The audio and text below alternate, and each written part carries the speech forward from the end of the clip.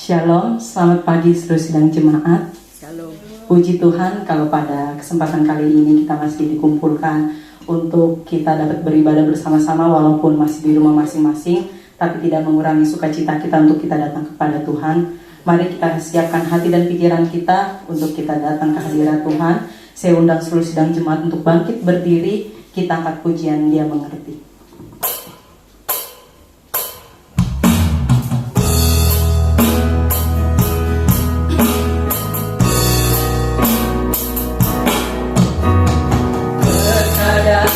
Kita merasa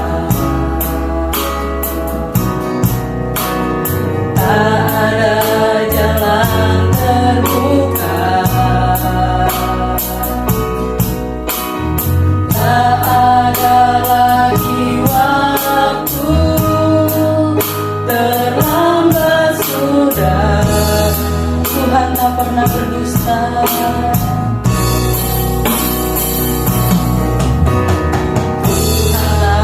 Pernah berdusta, Dia selalu pegang janjinya. Bagi orang percaya, mujizat nyata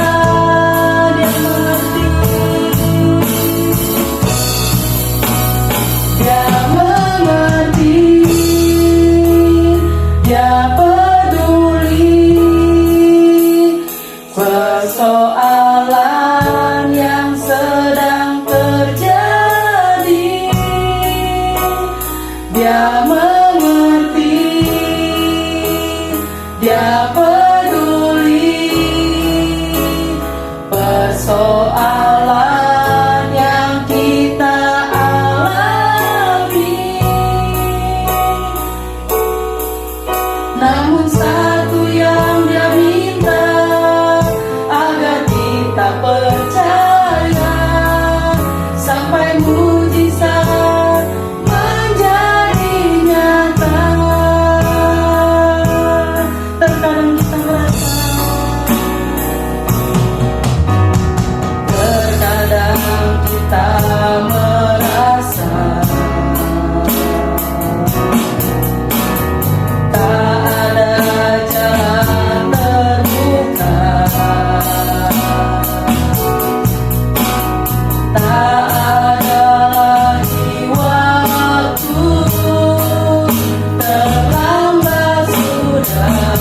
Tuhan tak pernah berdusta.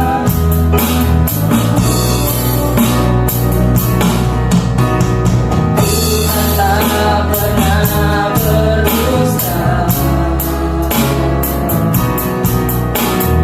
Dia selalu pegang janjinya. Bagi orang percaya, mujizat nyata Dia mengerti. Dia mengerti, Dia peduli persoalan yang sedang terjadi. Dia mengerti,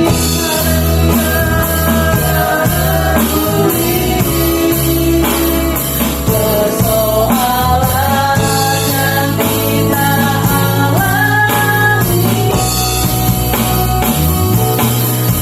Namun satu yang Dia minta, agar kita percaya sampai mujizat menjadi. Dia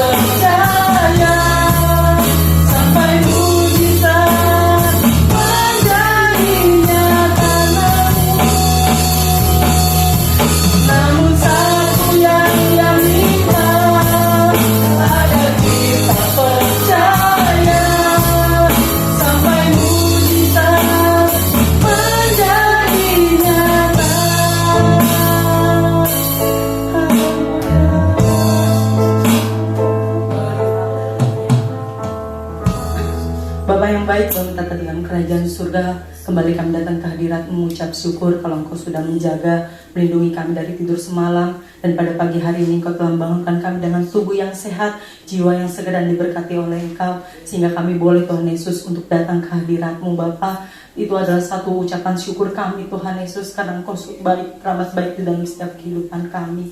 Bapak, kalau pada pagi hari ini kami akan memulai ibadah, kiranya Engkau pimpin ibadah pada pagi hari ini dari awal, pertengahan hingga akhirnya, sehingga ibadah pada pagi hari ini Tuhan Yesus dapat berjalan sesuai dengan kehendak-Mu. Begitu juga bila ada kuasa iblis, kegelapan, roh jahat yang coba mengganggu saat kami beribadah, kami bersatu hati, kami usir, kami tangking di dalam nama Tuhan Yesus Kristus.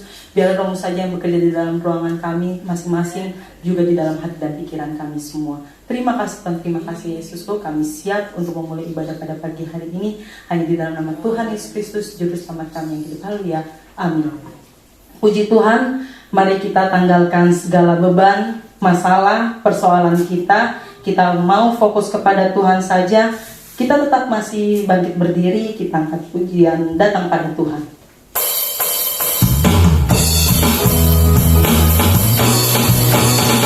Datang pada Tuhan dengan sorak-sorai.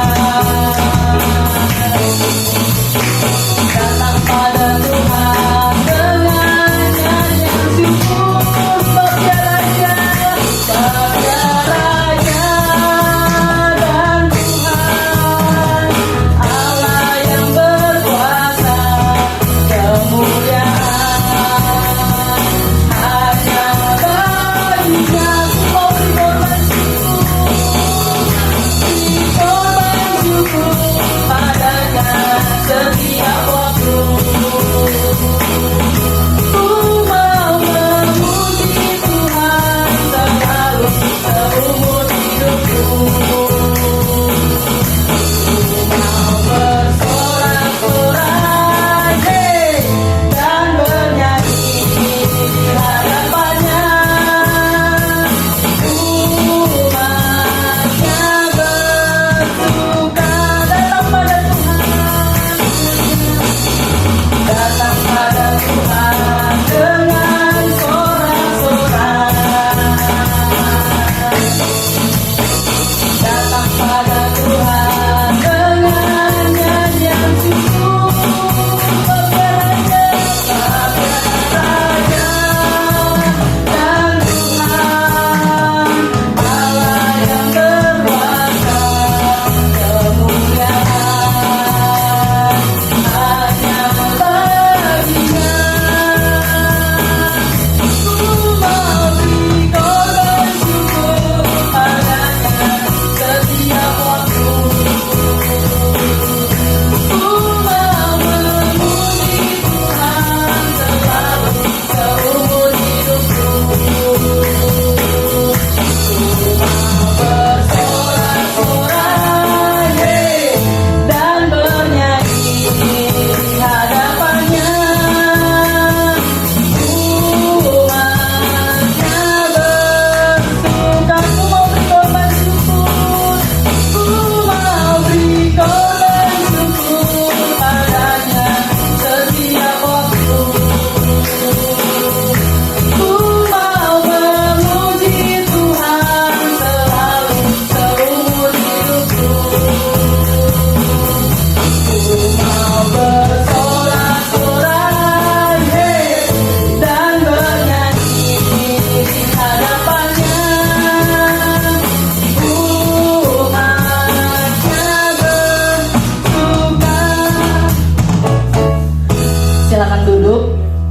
Puji Tuhan, ada sukacita. Haleluya. Yang ada sukacita coba lambaikan tangannya. Haleluya. Lihat kiri kanan keluarganya, apakah merasa sukacita atau tidak.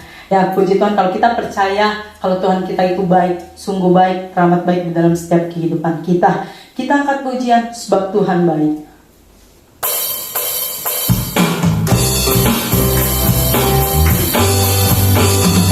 Masuk gerbangnya bersyukur dengan penuh pujian, bersuka di hadiratnya, nyanyi besarkan agung namanya.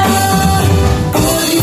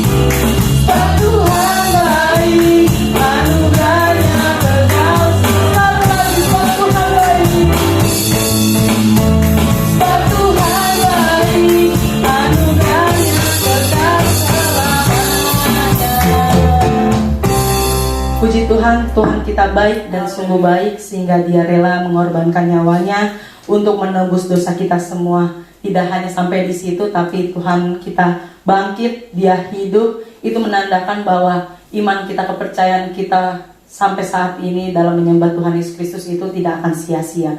Kita angkat pujian sebab Dia hidup.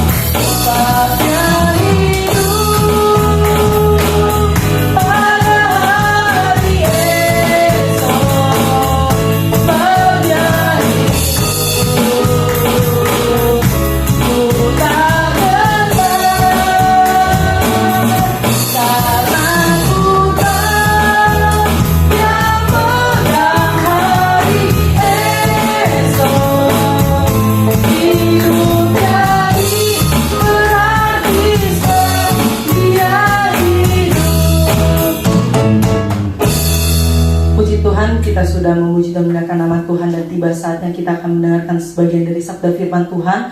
Mari seluruh sidang jemaat saya undang untuk bangkit berdiri. Kita angkat pujian, masih ada Tuhan.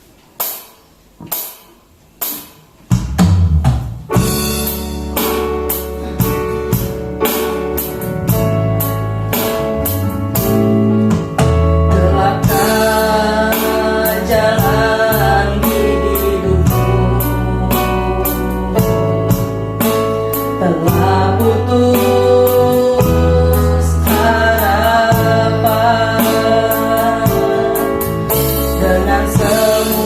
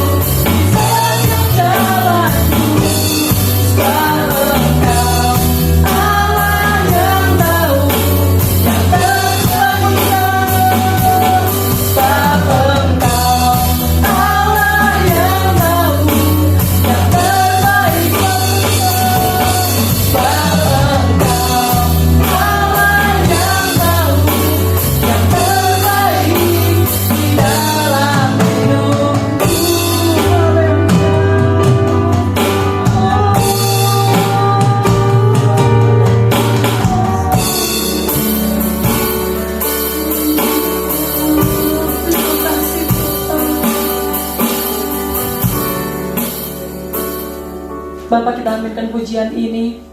Kalau Engkau Tuhan Yesus akan pernah terlambat, Tuhan Yesus, pertolongan-Mu di dalam setiap kehidupan kami. Mungkin Tuhan Yesus jalan kami gelap Tuhan Yesus, tapi satu hal yang kami yakini Bapa, kalau Engkau selalu menyertai di dalam setiap kehidupan kami, sehingga kami tidak takut melangkah, dan di situ nama Tuhan semakin dipuji dan dimuliakan. Bapa, kalau kami sudah memuji dan memuliakan nama-Mu, biarlah setiap puji-pujian yang kami naikkan dapat menjadi dupa yang berbau harum di hadapan-Mu. Kalau sebentar kami akan mendengarkan sebagian dari sabda firman-Mu, ajar kami Bapa untuk duduk diam, fokus Tuhan Yesus pada firman-Mu, sehingga setiap firman yang ditaburkan boleh tertanam di dalam hati dan pikiran kami, dan kami dapat lakukan di dalam kehidupan kami masing-masing. Hamba-Mu Tuhan Yesus yang sebentar akan berbicara, Engkau pakai Tuhan Yesus luar biasa Bapa, sehingga setiap kata-kata yang keluar dari lidah bibirnya semuanya itu berasal dari Engkau, sehingga kami Tuhan Yesus yang mendengarnya dapat mengerti dan memahaminya. Kami juga teringat bila ada kuasa iblis, kegelapan, roh jahat yang coba mengganggu kami saat kami mendengarkan firman-Mu. Kami bersatu hati, kami patahkan di dalam nama Tuhan Yesus Kristus. Biar Roh-Mu saja Tuhan Yesus yang terus menerangi hati dan pikiran kami, sehingga kami dapat fokus kepada firman-Mu. Terima kasih Tuhan, terima kasih Yesusku. Sucikan hati dan pikiran kami agar kami layak untuk menerima berkat firman-Mu, dan kami sambut firman-Mu hanya di dalam nama Tuhan Yesus Kristus, Juru Selamat kami yang hidup. Haleluya. Amin. Puji Tuhan, selamat siang Bapak Ibu Saudara yang dikasih oleh Tuhan Yesus Kristus. Kita sudah banyak memuji Tuhan. Di hadapan kita ada tubuh dan darah Tuhan. Tak terasa kita sudah ada di bulan Oktober, awal bulan. Sambil nanti Bapak Ibu Saudara menyiapkan roti dan anggur supaya nggak ketinggalan. Dan sebelum saya lupa, nanti habis firman Tuhan, habis perjamuan kudus, Bapak Ibu jangan tutup HP-nya, karena kita akan Zoom bersama panitia Natal dan jemaat, mengingat waktu yang sudah singkat. Baiklah, firman Tuhan pada pagi hari ini saya berikan judul Kuasa Darah Yesus. Sesuai dengan hari ini, kita masih mempercayai bahwa darah Yesus itu darah yang berkuasa. Walaupun banyak sebagian sekte atau kelompok yang hari-hari ini mencoba untuk menghilangkan kuasa darah Yesus. Mereka tidak mempercayai bahwa darah Tuhan Yesus itu berkuasa. Tapi pagi hari ini untuk kembali meneguhkan kepada kita semua bahwa sesungguhnya kuasa darah Yesus itu tetap sampai hari ini tidak berubah. Di dalam 1 Petrus pasal 1 ayat 18 sampai 19 demikian firman Tuhan. Sebab kamu tahu bahwa kamu telah ditebus dari cara hidupmu yang sia-sia, yang kamu warisi dari nenek moyangmu. Itu bukan dengan barang yang fana, bukan pula dengan perak atau emas, melainkan dengan darah yang mahal, yaitu darah Kristus, yang sama seperti darah anak domba yang tak bernoda dan tak bercacat. Dari ayat ini jelas bahwa darah Yesus itu darah yang berkuasa. Darah Yesus itu darah yang mahal. Karena apa? Lewat darah Yesus Dia sanggup menebus kita dari cengkeraman kuasa iblis, kuasa setan. Sejak Adam dan Hawa jatuh di dalam dosa, maka semua DNA darah manusia di bumi ini berdosa. Dan upah dosa di dalam Rom adalah binasa, maut, neraka. Manusia berusaha dengan berbagai cara supaya selamat. Tetapi Alkitab mencatat itu mustahil. Bagaikan macan tutul, dia nggak bisa mengubah belangnya itu. Bagaikan orang Ethiopia nggak bisa mengubah warna kulitnya. Itulah kata firman Tuhan. Tetapi syukur kepada Tuhan bahwa lewat korban Yesus di kayu salib, darah Yesus itulah yang sanggup menyucikan, menebus kita, merebut kita dari tangan iblis. Apalagi manusia akhir zaman ini, dengan sengaja mereka menggadaikan diri kepada iblis, berbuat dosa, dan upah dosa maut. Jadi kita tergadai itu bukan karena siapa-siapa, karena manusia itu sendiri yang banyak menyerahkan hidupnya kepada kuasa jahat, kuasa dosa. Nah, itulah sebabnya Tuhan di dalam firman-Nya dia pernah berkata dalam Korintus, aku telah membeli kamu dengan harga yang tunai. Itulah dengan darah Yesus. Nah, saudara yang saya kasih di dalam Tuhan, di dalam Ibrani, saya nggak akan bacakan. Di sana pun dikatakan bahwa tanpa penumpahan darah tidak ada pengampunan dosa. Jadi untuk mengampuni dosa itu memang harus dengan darah. Nah, sejak zaman Adam, darah itu punya makna yang begitu penting. Karena ketika Adam jatuh dalam dosa, malaikat Tuhan itu memotong binatang, lalu kulit binatang itu untuk baju Adam dan Hawa, darahnya terpercik. Nah, darah binatang, darah itulah yang akhirnya sampai zaman Taurat sebagai korban penebus dosa. Tetapi saudaraku yang saya kasih di dalam Tuhan, lewat kematian Yesus di salib, kita tidak perlu lagi itu darah binatang. Darah Kristuslah yang menyucikan dan menebus dosa kita. Rom 6 ayat 23 kan, upah dosa ialah maut, tapi karunia Allah ialah hidup kekal dalam Kristus Yesus Tuhan kita. Yang tadinya kita adalah calon penghuni neraka, oleh darah Yesus kita tidak lagi calon penghuni neraka, tapi sebaliknya kita ditebus oleh darah Yesus sehingga percaya, yakin bahwa kita memiliki kehidupan kekal, yaitu surga. Nah saudara, darah Yesus itu lebih kuat dari darah Habel. Kalau darah Habel, ingat dia berteriak, minta pembalasan. Darahnya berteriak-teriak, kata firman Tuhan di dalam Kejadian. Minta pembalasan, karena dia dibunuh oleh kakaknya Kain. Tapi darah Yesus dia berseru apa?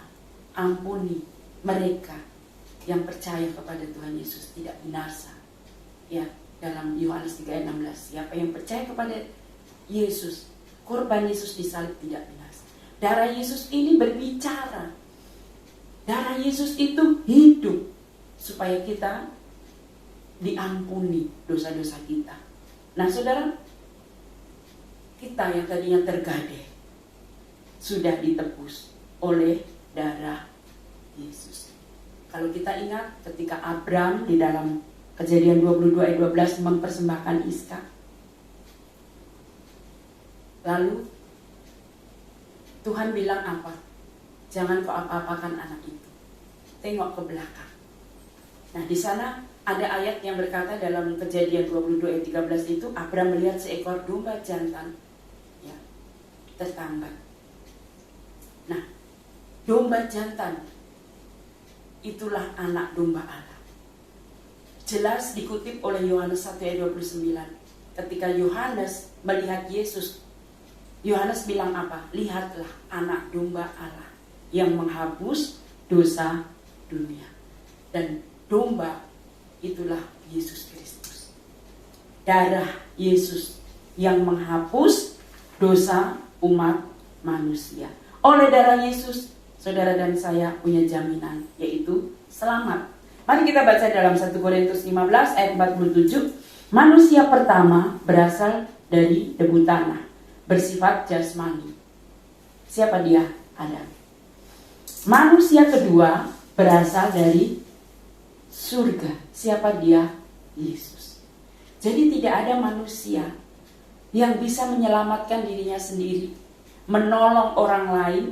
Tidak ada nabi yang bisa menyelamatkan umatnya lewat darahnya sekalipun, karena manusia itu berasal dari tanah. Tapi beda dengan Yesus. Di sini dikatakan manusia kedua, yaitu Yesus, berasal dari surga. Lalu kalau kita sambung di dalam 1 Korintus 15 ayat 55, hai maut, di manakah sengatmu? Ayat 56, sengat maut ialah dosa, dan kuasa dosa ialah hukum Taurat. ayat 57. Tetapi syukur kepada Allah yang telah memberikan kepada kita kemenangan oleh Yesus Kristus Tuhan kita.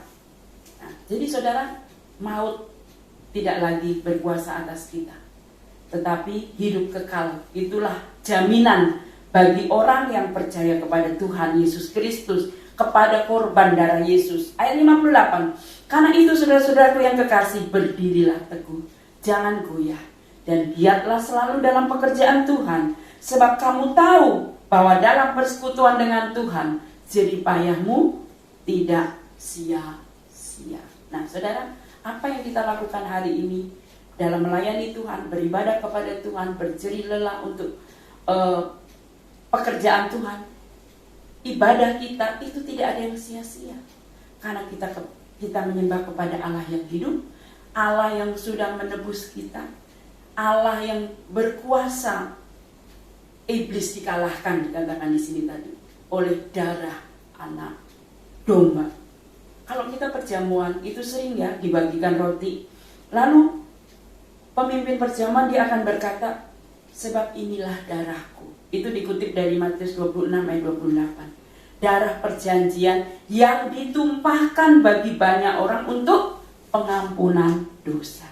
Jadi pagi hari ini saudara harus percaya, semerah, sehitam apapun dosa kita, saat kita datang kepada Tuhan, minta ampun kepada Tuhan, Dia mengampuni.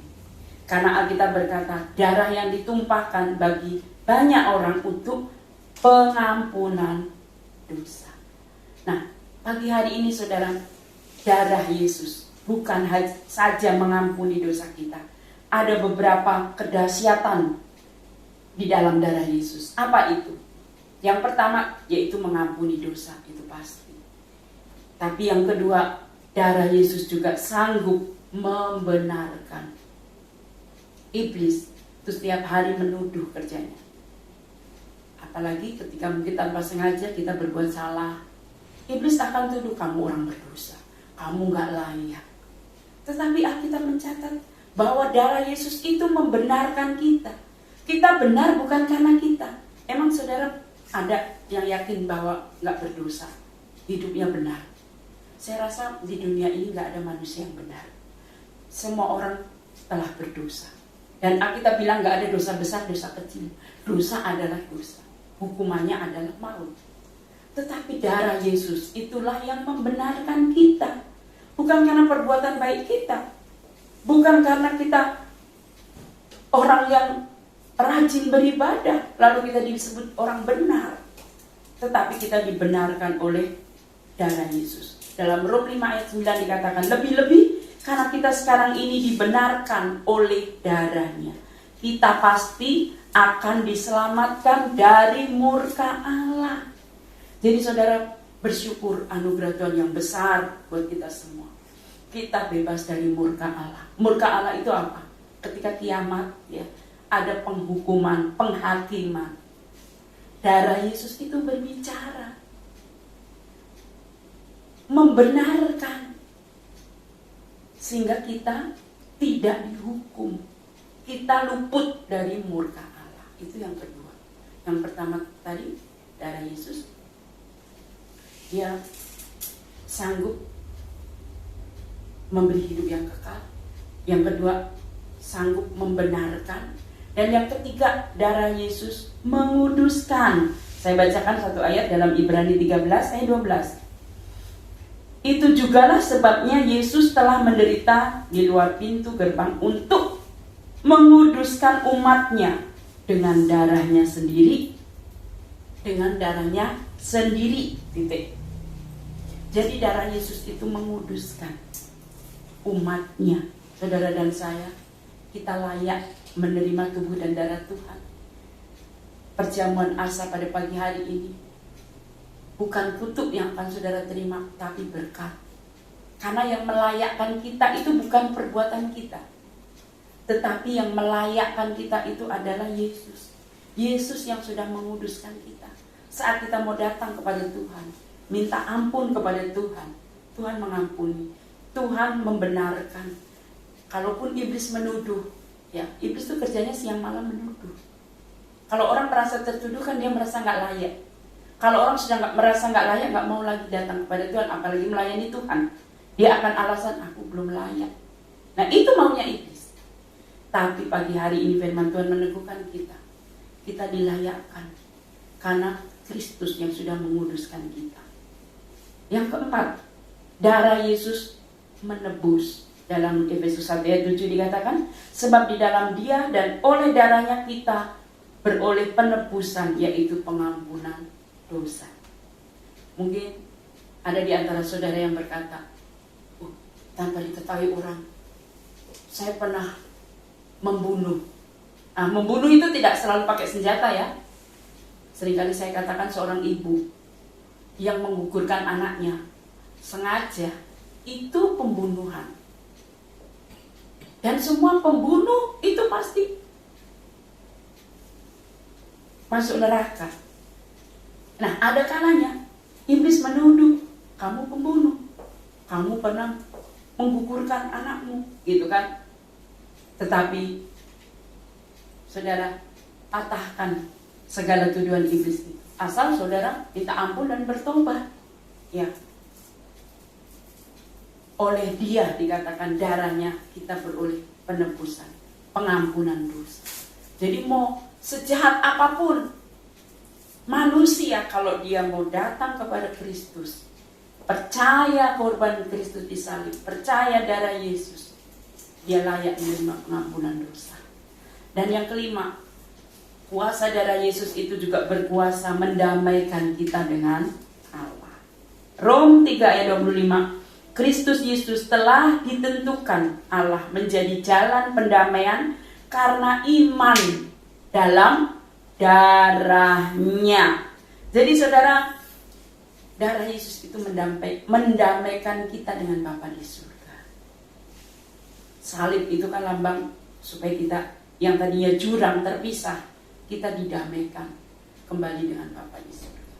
Sejak manusia jatuh dalam dosa, itu ada jurang pemisah. Manusia gak bisa menghampiri Allah, karena manusia itu berdosa. Allah Maha Kudus, Maha Suci.